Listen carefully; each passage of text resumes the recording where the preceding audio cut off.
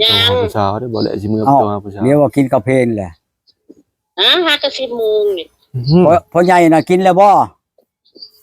กินในตอนเช้าตอนเที่ยงยัง เฮ็ด ได้เพียงมาให้กินนะ ยังบ่ได้หยังนะเฮาบ่ได้ไปใส่เด้นี่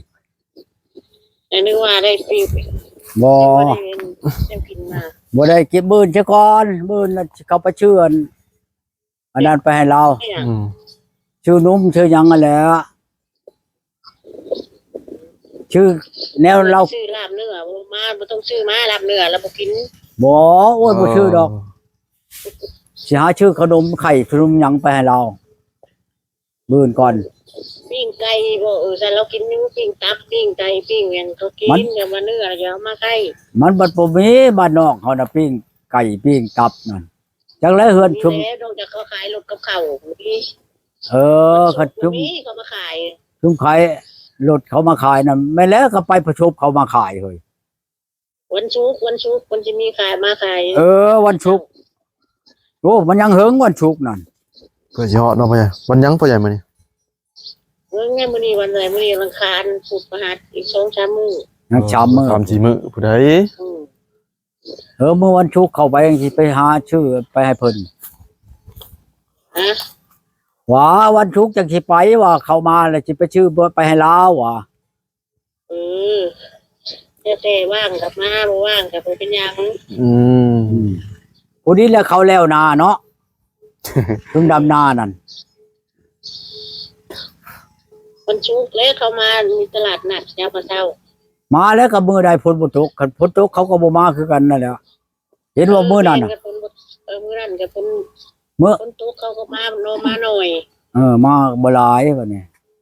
โอ้ยห้องกิน พวกเขาขายอาหารสดเขาย่างเขาเป็นเขามาบ่ เอ เห็น อ แล้ว เอ เด้ อ พวกขายเครื่องพวกอันอย่างอื่นน่ะเขาบ่ค่อยมากับฝนตก แม่นแล้ว ฝนเงามันฝนตกฝนแรงมันก็ต้องกินแม่นบ่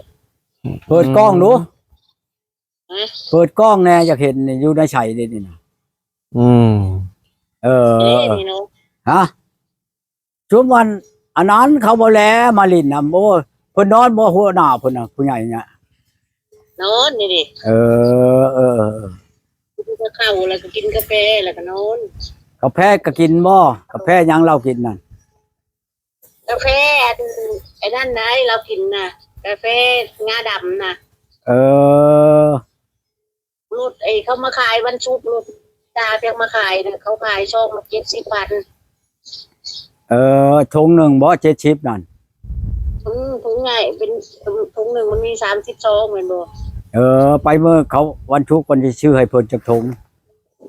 อืมเพลงระดับบ่ แม่ดำกาแฟงาดำเหมือนกัน เออ กาแฟ เออ งาดำน่ะมันก็อันนั้นแหละอันกาแฟอันเฮ็ดลิ้นจือนั่นก็บำรุงกันได้ผู้เฒ่าได้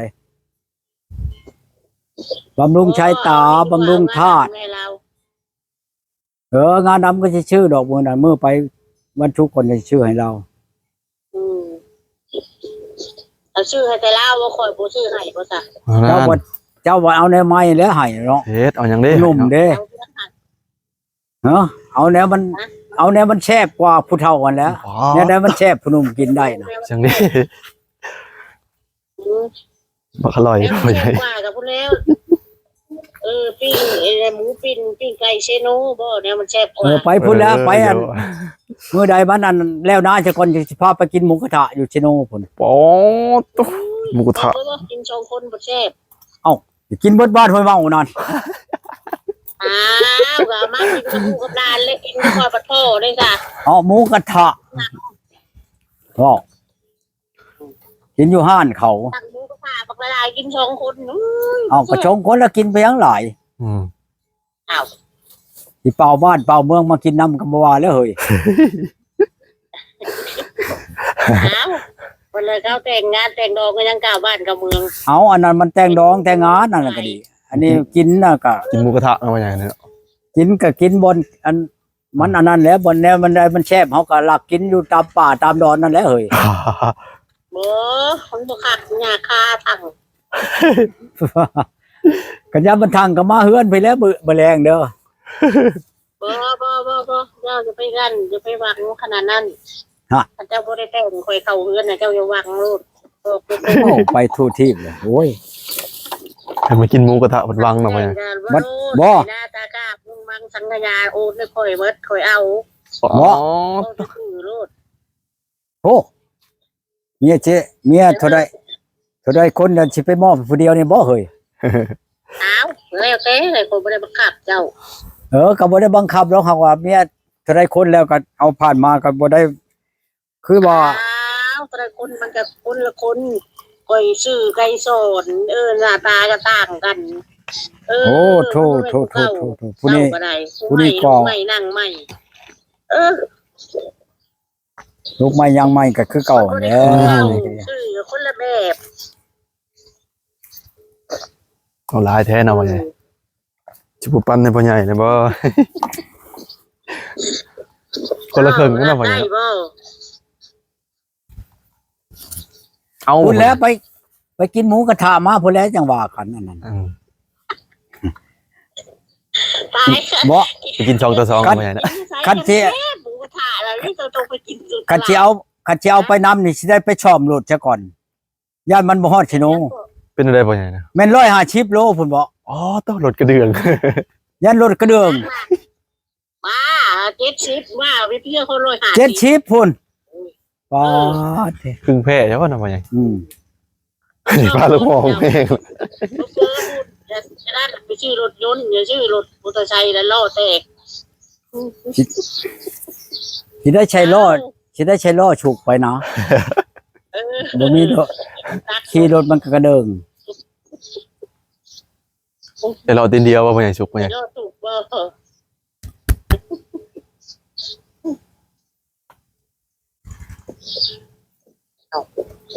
กิน2 ต่อ 2นะพ่อใหญ่ ล่างนะใช้เบิ่งเลยลูก อันใดก็ เพื่อนอยู่ข้างล่างนะอยู่ใจ พูนอยู่ลุ่มพุ่น ไม่เห็นไก่แต่ ลมบ่ได้พัดไปอีกบ่ ก็ พ่อให บ่ ญ่ ได้ไกลแล้วก็อยู่ในขอบเขตเดียวนี่แหละตะกี้นั้น เจ้าคนนี้เมื่อธนาคารจะไปฝากเงินจะไปฝากธนาคารเพียงคำว่าธนาคารเพียงมันเขาออกมาประกาศเห็นบอก มันเป็นหยัง เอามันมี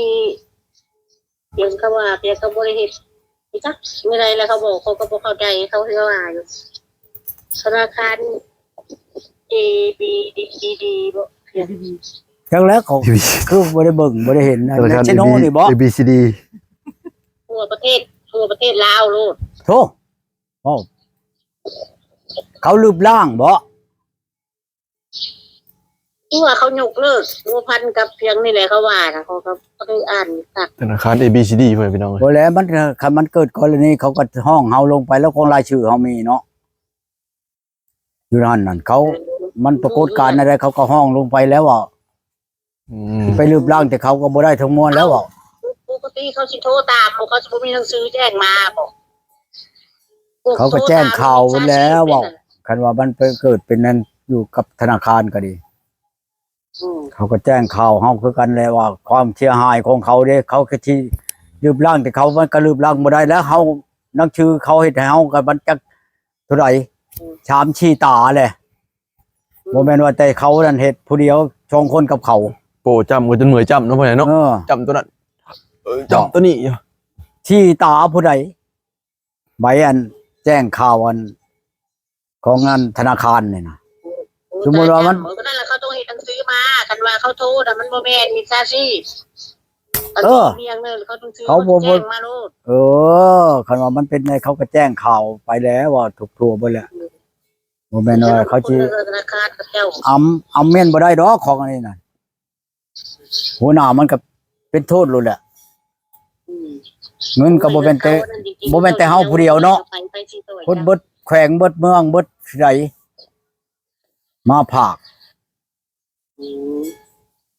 แต่มันก็บ่นั่นแหละ ทั้งปีดอกเบี้ย100 ละปีละเท่าไหร่ บ่ได้ชูงได้ คือกันนั่นแหละกับหญิงไทย พันตะร้อยต่อเดือน ต่อปีเพราะมันบ่เขาให้ดอกเบี้ย กับปีนั่นแหละเฮาภาคอันกำหนดได้6 ปีพุ่น 5 ปีนะปีที่6เลยเป็นเอาเนาะ ปียังพอที่จะบอกจะไม่ได้ฝากเพื่อเลือกเพื่อโทนบอก เฮาอยากถอนคือเดี๋ยวนี้ก็ได้อยู่เฮ้ยเนาะเอาไปถอนทุนนั้นก็ดีถอนแล้วก็ไปพากบนไม้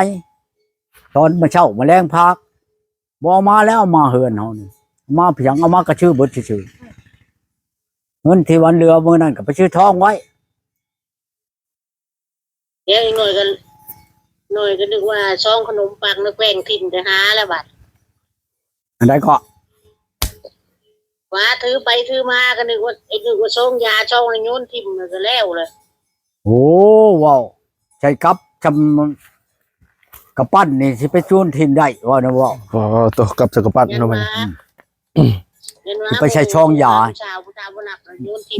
ยาก็บ่ได้ชูบ ชาวเพียงก็ชาวเมืองน้อง น้อยก่อน ชาวเมืองนองมาจะใช้ นั่นโอ้ชาวเมืองนอกวันนี้ ชาวเมืองน้อง ก็เดียวว่าไปเว้าชาวเมืองนองให้แหละ โอ้ชาวเมืองนอกเนาะพ่อใหญ่เนาะข่าวพ่อใหญ่ดังดิเนาะ สำดาราบ่ได้พ่อใหญ่ มาแล้วจะได้ไปเมื่อไรเมืองน้องน่ะ ยังบ่ได้ไปดอกพูดถ้าอาจารย์เพิ่นมาเสียก่อนอาจารย์ยังบ่ได้มา ยุ่งหลายเลยเนาะ ยังบ่ได้มาอยู่แล้วโอ้ย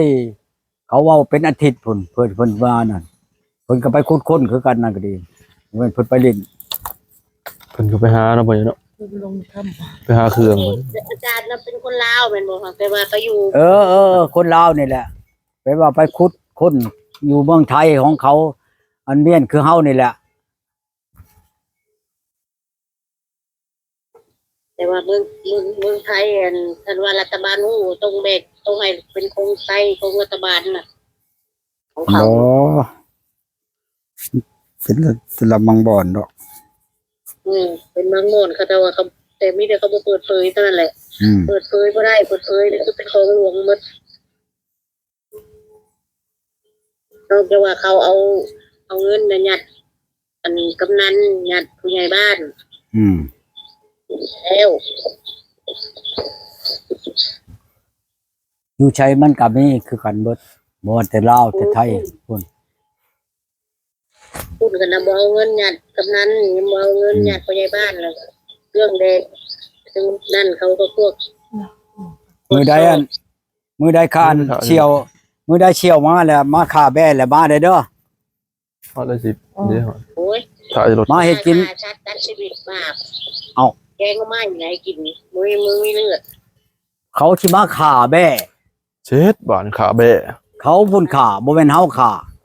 ของ เฮา แซ่บ น่ะ เนาะ กินแต่ชีสมัน เจ้ากินเจ้าก็บาปคือเก่าเลย โอ้ยเว้าเนี่ยบ่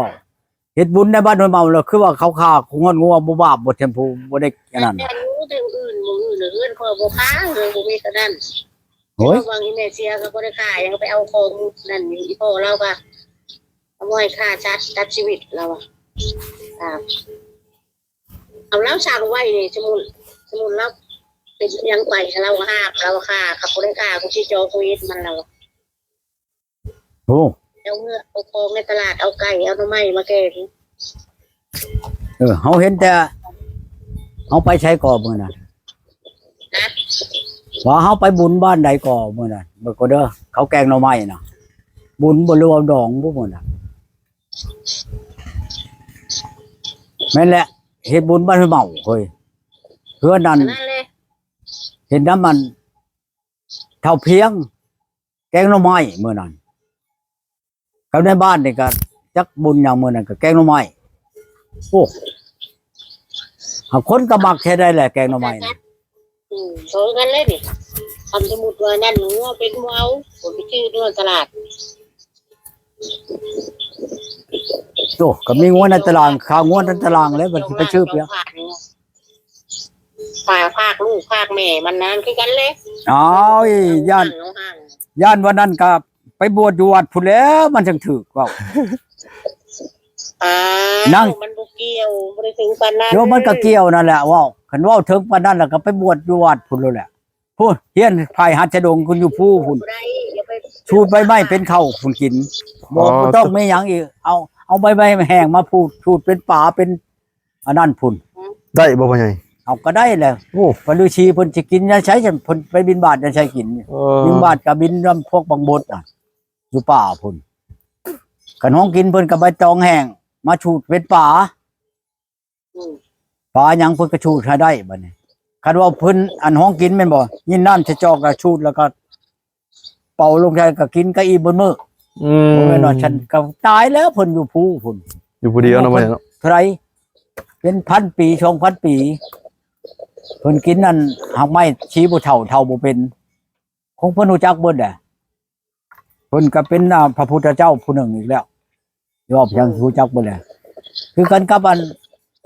อันผู้ญาทานญาคูอันผู้ที่ว่าเพิ่นนั่นเฮียนถึงนั่นก็บ่ให้ป้าอันพุทโธธัมโมสังโฆนี่ความตัวนี้น่ะความพระพุทธเจ้าเพิ่นกล่าวมาแล้วพุทโธธัมโมสังโฆน่ะ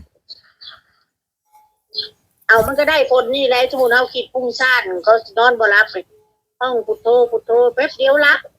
เอาอันนั้นแหละจังหวะนั้นบ่แม่นว่าของธรรมดาเด้พุทโธธัมโมสังโฆนี่ ตัวรับ ไผตั้ง รับกิเล พุท ส โธได้แล้วก็ถ้าผู้นั้นเป็นนั่นอันนั้นของอนุชรพระพุทธเจ้าพุทโธ มื้อนี้เขาก็ไปดำนาคอยก็นอนคาคอยห่างคอยพัดลมอยู่เรือนน น่ะ อนแดด คือแล้วน้อเฮ็ดอันนี้น่ะคันบ่คันเอาผัวก็เช็ดอันนี้แหละให้ผัวไปอันดำนาเมียน่ะนอนคาดห่างอยู่เถียงบ่ อยู่เรือนเล่นคอย อันนั้นแหละจ้ะ บ่แล้วคัน นอนคาคอยห่างคอยพัดลม สมมุติว่าไปมันบ่แม่นอยู่ในเฮือนเด้มันไปอยู่ในเถียงนาก็สิคาดห่างอยู่เถียงนาพุ่นแหละ คาต้องห่างแล้วแดดอยู่คอยบ่ลงนาได้แพ้ เฮาชามเทื่ออันชั่วโมงหนึงชามเทื่อสิขึ้นมาจอบ บ่ฮอดตัว หัวแล้วเนาะชั่วโมงหนึงชามเทื่อ ยันบ่แล้วฮะ ยันบ่แล้วง่ายดอกนาให้นั่นน่ะมันสิขึ้นมาจอบตะเมียนได้ ดึกเลยเนาะพ่อใหญ่เนาะ ให้กันให้ลงให้ได้บ่ลง แม่น อ๋อชั่วโมงหนึ่ง3เทื่อบ่พ่อใหญ่ ชั่วโมงหนึงชามเทื่อจัง อ๋อโตชั่วโมง3เทื่อ เอ๊ะตอนเที่ยงกินยังพ่อกินยังพ่อตอนเที่ยงพ่อต้มมีอ่ะบ่พ่อปูก็มีเต็มตู้อยู่บ่อยาก โอ้ยกินแต่อาหารน่ะก็บ่อยากหมดหากินอย่างอื่น เอา น่ะ หน่อไม้มาคอยต้มหน่อไม้ตับหน่อไม้ คัน เออ ต้มน้ำมันเนาะตอกเนาะพ่อใหญ่เนาะ กินเนี่ยมันมีวิตามินแหน่กินก็ดี โอ้ยแค่นี้ขนาดบ่กินก็ยังอ้วนตุ้ย อืม เออ เสียงโทรศัพท์ผู้ใหญ่ก็ดัง จ้อย บ่อยาก คือเฮานี่สิกินหยังกินปลาบ่นี่10 โลก็บ่พี อ๋อตัว กันจ้อยแล้วนั่น บ่แล กั เนาะ นอ้วนแล้วนั่นสิกินยาให้มันลดความอ้วนก็บ่ลดยังอ้วนอยู่หั่น โอ้ยบ่ลดได้กลัวมันสิอ้วนได้สะสมมันจะบ่ได้ปีไปมากก็มากไปบ่มากเลยก็ยา เออ โอ้ยอ้วน เฮาเชอะใจเฮาดอกเฮานี่มัก อ้วนไม่กลัวอ้วน เฮาน่ะมักอ้วนกว่านี้อีก อ๋อตัว อืม อ้วนน่ะจับมองใดก็เต็มไม้เต็มมือจ้อยเพียง เอาแล้ว ของว่า อ้วนนั่นแหละ จับบ่ได้มันก็เต็มมือเบิด คันอ้วนนั่นคันจ้อยก็เจ้าก็เบิ่งหัวแล้วเบิ่งหัวอ้วนกับหัวผอมมันได้กันเออ ถูกมาเป็นยังไง หัวจ้อยให้เพียงย่างบ่ได้ก็เห็นก้นขี้แหลมจะร้อยอยู่ นั่นแหละจังหวะ งัวอ้วนควายอ้วนไปบ่ก้นขี้ตันจะรู้ก้นเป็นก้น สำสางเนาะ ก้น ว้า พา จ้อยรู้จับมองใดก็ พาแล้วบ่ได้ชัมพุนี่ บ่ อืม ดีสิพ่อใหญ่ ใหญ่ดีได้ตุ้ยดีได้ โอ้ตัวข้าวผู้สาวสำคุพ่อพี่น้อง เอา70 โลก็เพิ่นบ่หั่นแหละ อ่านว่ากูไรดินท่าก่อยบ่ฮะ นินทาเพียงเขาถามนั่นนี่แหล้วนั่งน้ำคนนั่นนี่น่ะเขาเจ้ามาลินนั่นนี่มันเราจักอ้วนบ่อ้วนแล้ว70 โลว่ะก็ขึ้นบ่หั่นแหล้ว นั่งเตียงจนกระเดิงเลยเนาะพ่อใหญ่ นั่งรถไถจนอันกระเดิง ยืนมอกหลุดเลย จักรถไถน้อยใหญ่ไปได้แล้วจนกระเดิงขึ้นบ่หั่นแหล้ว ดึกเลยพ่อใหญ่เนาะ อืม แต่ว่านักอะไร บ่เห็นบ่ได้อันเขาลงชิปอัน คนตุคนอ้วนนั่นไปนั่งชามล้อเนาะนั่งแล้วมันอีมาไปขึ้นเบิดขึ้นเบิดเลยโลด หลึกนึกว่าไง ว้าโธ่ ชาวเก่งเนาะ ย่างจนบ่เป็นเฮ็ดอบ่มมาบุ้มไป แต่ดินจะสะเทือนนะพ่อใหญ่ ดีเด้อมันเพื่อกันกับผู้คือเฮาคนจ่อยนี่ โอเคพ่อใหญ่เดี๋ยวสิกลับก็ได้พ่อใหญ่เด้ออ่ะสิกลับก่อน ได้ไม่แห้ง โอ้อันนั้นก็โทรศัพท์พ่อใหญ่อยู่เทิงก็วุ่นวันอยู่มีแต่ FC เด้อ หลายก็นี่จะซุมมันอยากชวนไปน้องๆพุ่นแหละ พวก MG เนาะ เช้ากับพุ่นแหละอยู่ทางใต้นี่ก็